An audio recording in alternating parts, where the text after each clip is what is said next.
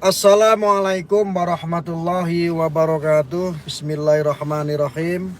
Allahumma sholli ala sayyidina Muhammad wa ala alihi sayyidina Muhammad. Mudah-mudahan pada malam ini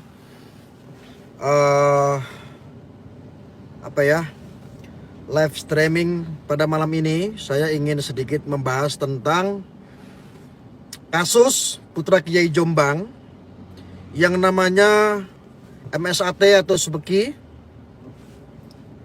yang ada keterkaitan dengan Siddiqiyah ya. Saya akan memulai fakta-fakta hukum tentang apa yang terjadi ya. Jadi kemarin itu sidang yang ke-20 itu adalah sidang saksi. Kalau yang sebelum-sebelumnya kita sudah sampaikan ya. Kita sudah sampaikan bahwa dugaan besar kasus Putra Kiai Jombang adalah kasus rekayasa. Ya. Nah, terakhir kemarin saya menyimak dari hasil fakta persidangan sidang ke-20 itu adalah sidang saksi ahli. Nah, sidang saksi ahli ini siapa? Beliau saksi ahlinya adalah Profesor Dr. Suparji Ahmad ya, pakar hukum pidana yang sudah dihadirkan di dalam persidangan ya. Nah, ini cuplikannya seperti ini teman-teman. Dalam persidangan tadi Ya. menerangkan bahwa terdakwa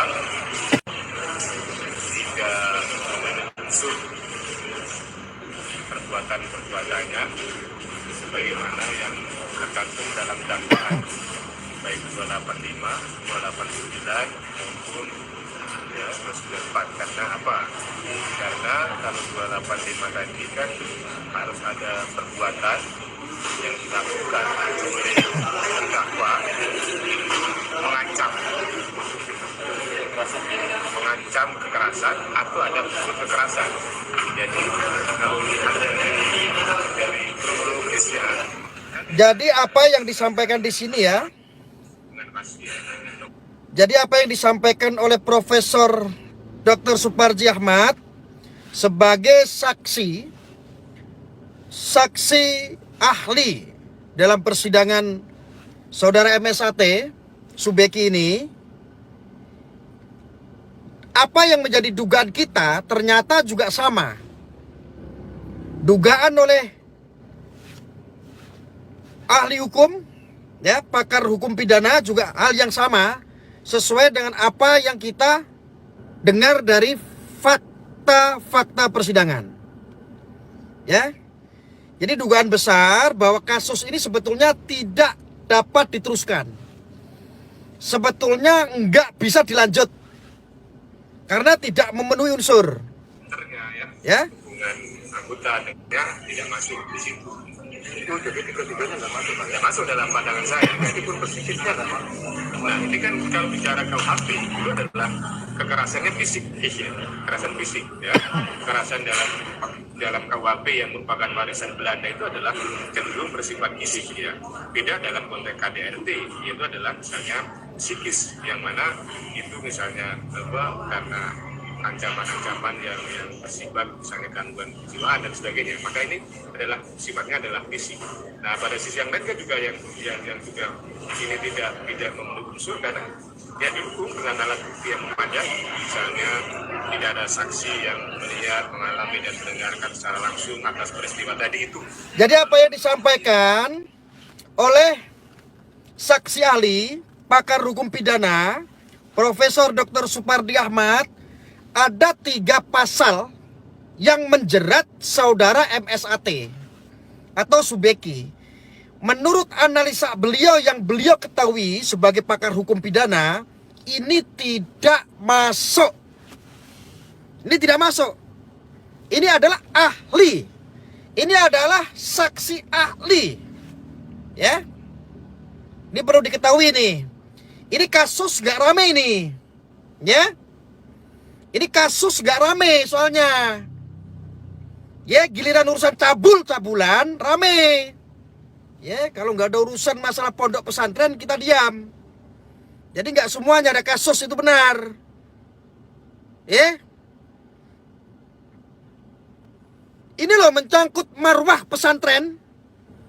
Ini loh mencangkut marwah Islam. Agama apapun itu, kalau dipermainkan, ditelanjangi oleh oknum-oknum, segala sesuatunya dibuat rekayasa hanya untuk menumbangkan, menghancurkan. Dampaknya nggak cuma Siddiqiyah saja. Jadi yang disampaikan oleh Profesor Dr. Supardi Ahmad, pakar hukum pidana, 3 pasal itu sesungguhnya tidak masuk. Lagian juga dijelaskan, Anda bisa nonton di persidangan MSAT yang ke-20 atau ke-21 di media-media banyak. Di YouTube banyak, saudara-saudara se-Indonesia, Anda bisa akses itu. Anda bisa akses itu ya. Anda bisa simak baik-baik. Jangan cuma diam. Ini nggak rame soalnya. Yang kaya-kaya begini nih ya. Lagian juga didukung tentang apa? Visum. Membahas tentang visum. Terjadinya ada pemerkosaan, kekerasannya tidak ada, tetapi dakwaannya ada kekerasan. Visum. Setahun yang lalu visum, dilaporkannya baru setahun kemudian. Jangan karena hukum ini buta, terus akhirnya hukum dijadikan akal-akalan, dijadikan alat. Ya? Tidak ada. Saksi-saksi yang dihadirkan pun juga tidak bersesuaian antara saksi satu dengan saksi yang lain. Saksi ini cerita A, saksi ini cerita B, sehingga tidak terbangun sebuah kebenaran. Maka berarti kan tidak ada alat bukti saksi yang mendukung atas peristiwa pidana tadi.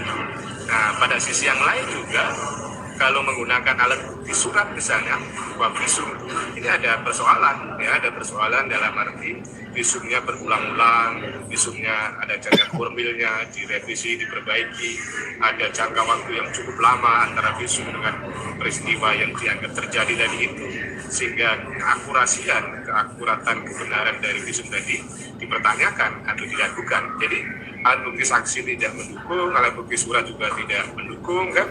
Saksi tidak mendukung, alat bukti pun tidak mendukung, tetapi MSAT atau Subeki Putra Kiai Jombang saat ini ditahan. Lalu yang bertanggung jawab ini siapa? Terus yang bertanggung jawab atas Siddiqiyah yang sudah namanya tercemar di seluruh dunia siapa? Ini nggak rame, nggak.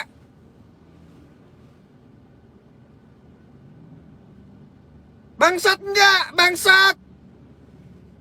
Ada nggak kata-kata yang lebih kasar lagi dari bangsat?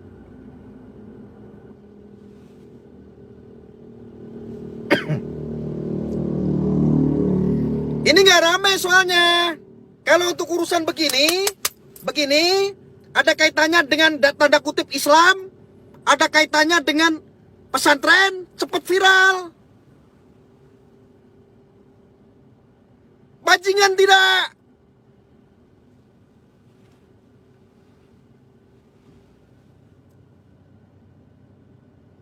Bangsat tidak.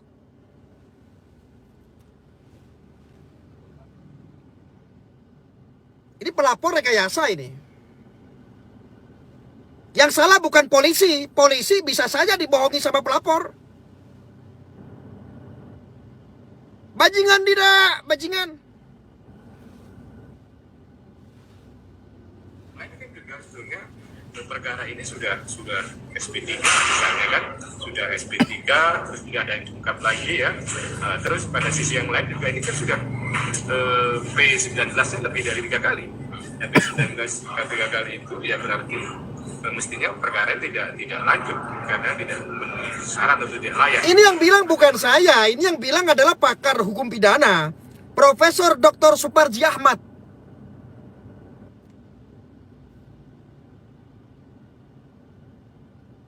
Ini buzzer-buzzer pada kemana?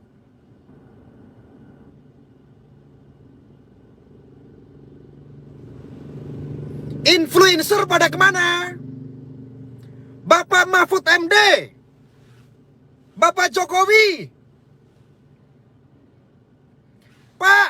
Bapak Jokowi, Bapak Mahfud, pesantren Pak, pesantren. yang sudah mencetak generasi yang berakhlak, generasi bangsa, Pak. Frame-nya sekarang negatif.